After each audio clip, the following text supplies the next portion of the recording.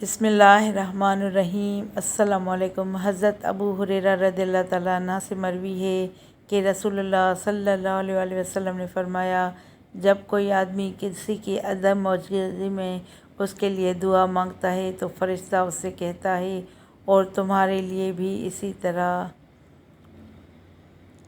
فرمان مصطفیٰ صلی اللہ علیہ وسلم، اللہ پاک کو یہ بات پسند ہے کہ بندہ ہر نوالے اور ہر گھونٹ پر اللہ کا شکر ادا کرے۔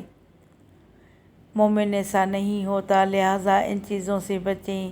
نبی کریم صلی اللہ علیہ وسلم نے فرمایا، مومن طعنہ دینے والا، لعنت کرنے والا، بے حیا اور بد زبان نہیں ہوتا۔